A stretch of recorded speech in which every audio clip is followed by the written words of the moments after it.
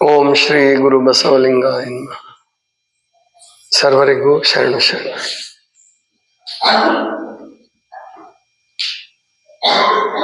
ಪ್ರಾರ್ಥನೆ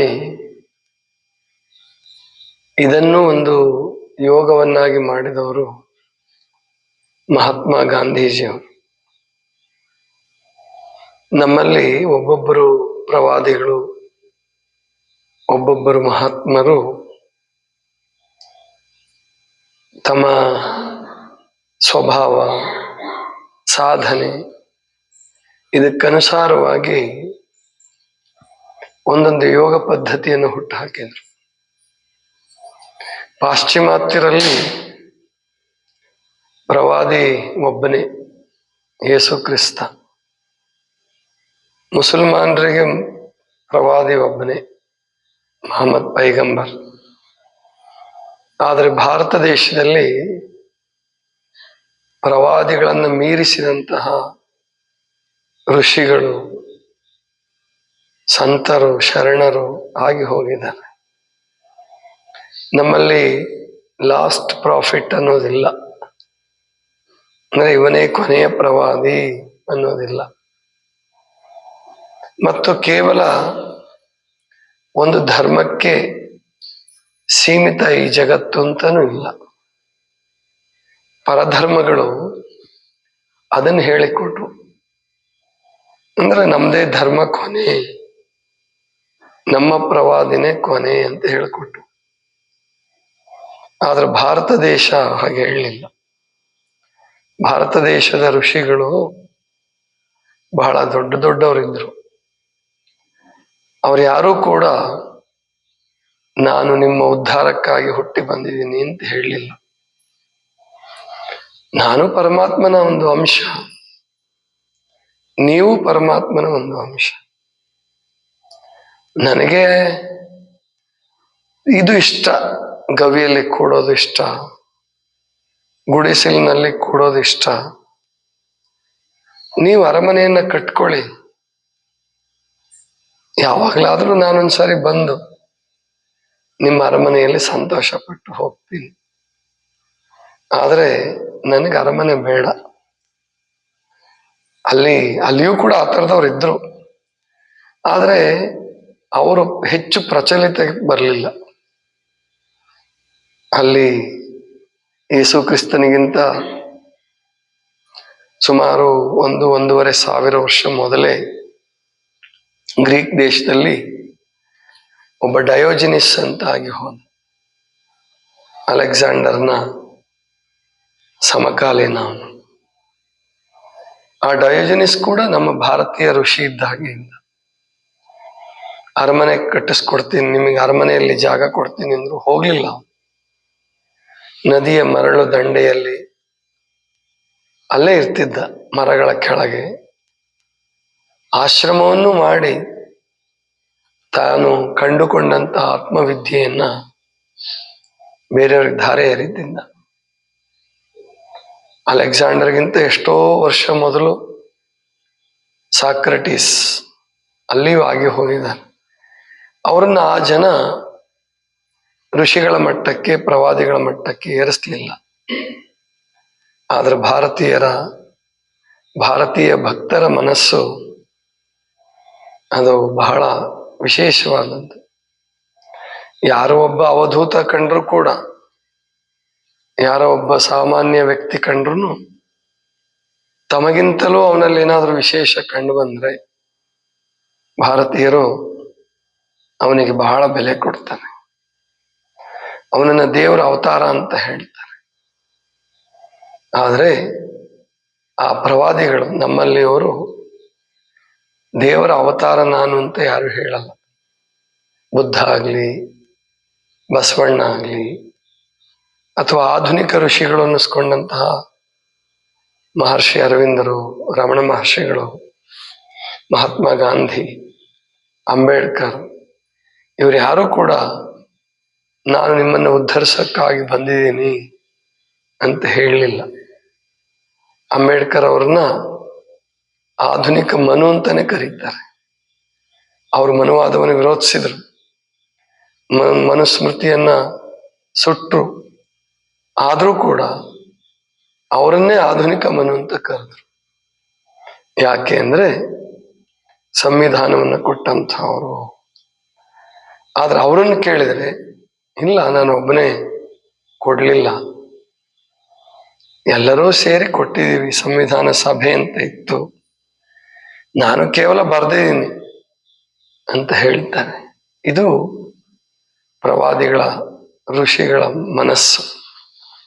ಅವರು ತಮ್ಮ ಸುತ್ತ ಒಂದು ವಲಯವನ್ನು ನಿರ್ಮಿಸಿಕೊಳ್ಳಕ್ಕೆ ಇಷ್ಟಪಡಲ್ಲ, ಆದರೂ ಆ ವಲಯ ನಿರ್ಮಾಣ ಆಗತ್ತೆ. ಬಸವಣ್ಣನವರು ಹೇಳ್ತಿದ್ರು, ನಾನು ಕಿಂಕರ ಕಿಂಕರ. ಆಗಿನ ಕಾಲದಲ್ಲಿ ಪ್ರಧಾನಮಂತ್ರಿ ಸ್ಥಾನ ಅಂದ್ರೆ ಬಹಳ ದೊಡ್ಡದು. ದಂಡನಾಯಕರು ಅಂತಲೂ ಕರೀತಿದ್ರು ಅವ್ರಿಗೆ.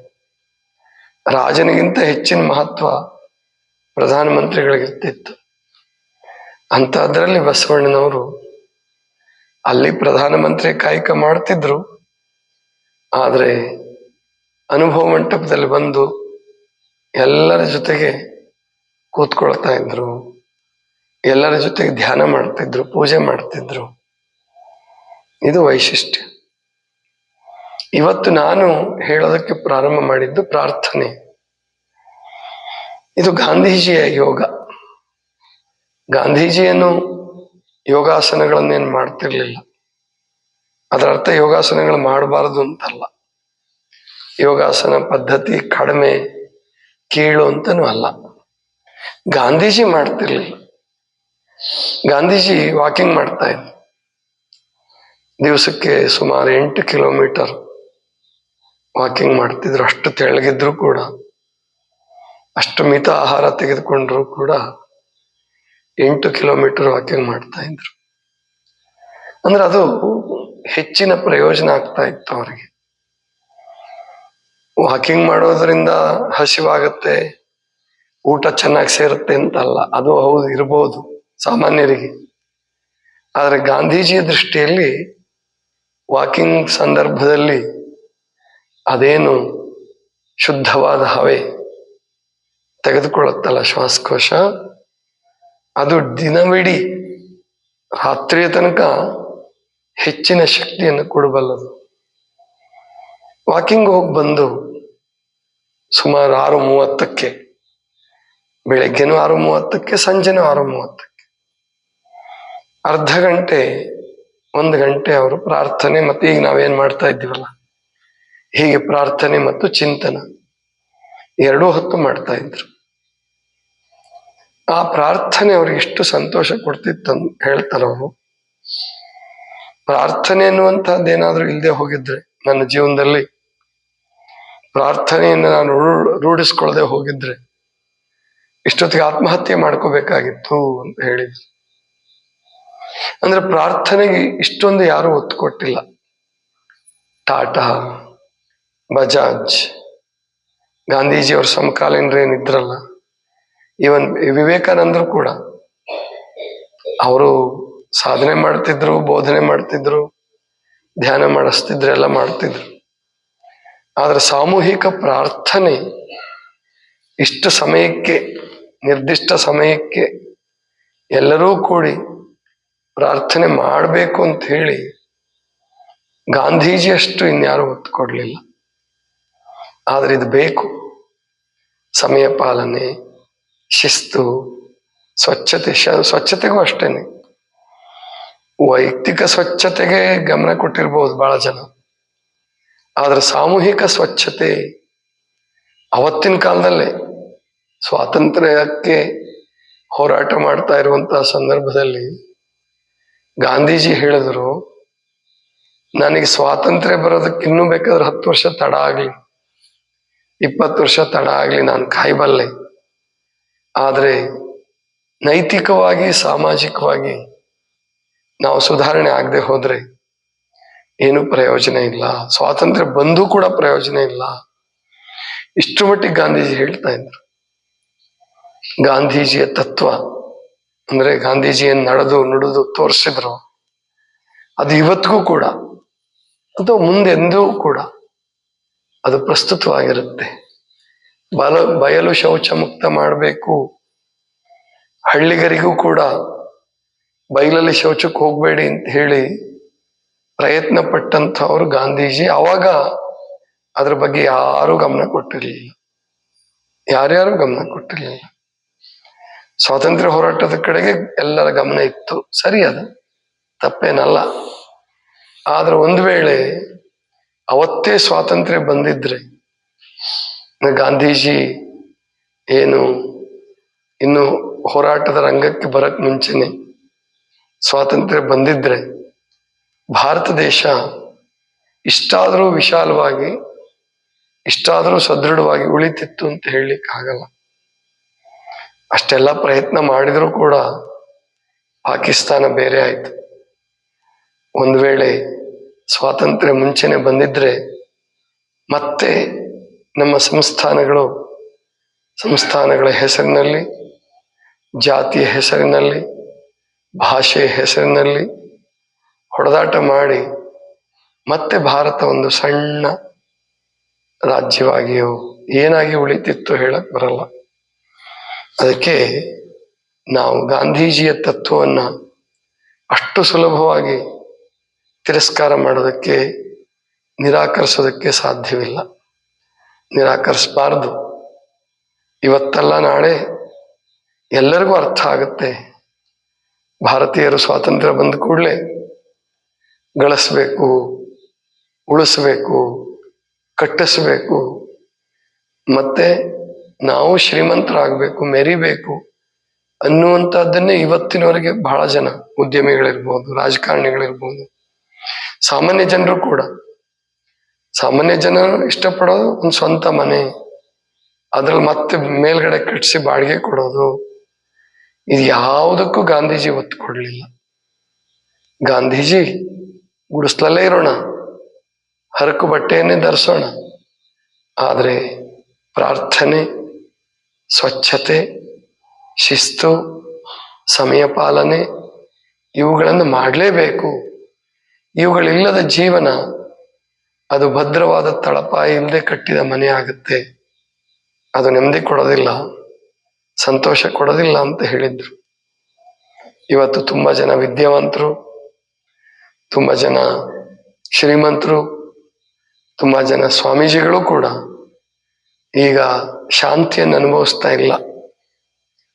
ಅಷ್ಟು ಗದ್ದಲಗಳ ನಡುವೆ, ಅಷ್ಟು ಹೋರಾಟದ ನಡುವೆ, ಅಷ್ಟು ಟೀಕೆ, ಪರಸ್ಪರ ವಿರೋಧಗಳ ನಡುವೆಯೂ ಕೂಡ ಗಾಂಧೀಜಿ ಯಾವ ನೆಮ್ಮದಿಯನ್ನು ಪಡ್ಕೊಂಡ್ರು, ಗಾಂಧೀಜಿ ಯಾವ ನಿದ್ರೆಯನ್ನು ಮಾಡಿದರು, ಯೋಗ ನಿದ್ರೆಯನ್ನು ಮಾಡಿದರು, ಗಾಂಧೀಜಿ ಯಾವ ತ್ಯಾಗವನ್ನು ಮಾಡಿದರು, ಅದನ್ನ ನಮ್ಮ ಕೈಯಲ್ಲಿ ಇನ್ನೂ ಮಾಡ್ಲಿಕ್ಕೆ ಸಾಧ್ಯ ಆಗ್ತಾ ಇಲ್ಲ. ಆ ಪದ್ಧತಿಯನ್ನು ಅನುಸರಿಸಲಾರ್ದೇನೆ ನಾವು ಏನ್ ಮಾಡಿದ್ರೂ ಕೂಡ ಪ್ರಯೋಜನ ಆಗೋದಿಲ್ಲ. ಅದು ಕೊನೆಗೆ ಗೊತ್ತಾಗುತ್ತೆ. ಸಾವು ಬಂದಾಗ, ದೊಡ್ಡ ದೊಡ್ಡ ರೋಗ ಬಂದಾಗ ಅದು ಗೊತ್ತಾಗುತ್ತೆ. ಅವಾಗೇನು ಪ್ರಯೋಜನ ಇಲ್ಲ, ಅವಾಗೇನು ಮಾಡೋಕ್ಕಾಗಲ್ಲ. ಅದಕ್ಕೆ ಈ ಆಶ್ರಮ ಅಂದ್ರೆ ಈ ಶ್ರೀ ಗುರು ಬಸವ ಮಹಾಮನೆ ಒಂದು ಪ್ರಯತ್ನ ಮಾಡ್ತಾ ಇದೆ.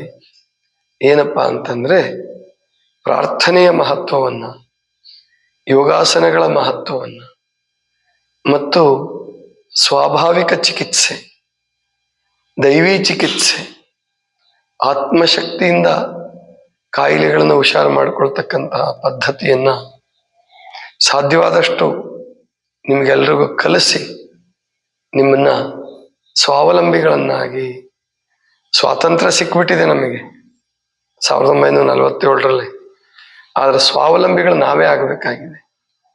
ಅದು ಯಾರು ಕೊಡುವಂತಹದ್ದಲ್ಲ. ಆ ಸ್ವಾವಲಂಬನೆಯನ್ನ ನಾವೆಲ್ಲರೂ ಅಭ್ಯಾಸ ಮಾಡ್ಕೋಬೇಕು. ಅದು ಒಂದು ದಿವಸದಲ್ಲಿ, ಒಂದು ತಿಂಗಳಲ್ಲಿ, ಒಂದು ವರ್ಷದಲ್ಲಿ ಸಾಧ್ಯವಾಗುವಂತಹದ್ದಲ್ಲ.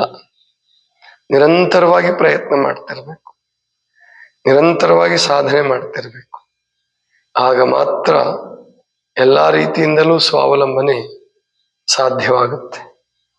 ಇದಿಷ್ಟು ಇವತ್ತಿನ ಚಿಂತನ. ಸರ್ವರಿಗೂ ಶರಣ ಶರಣ.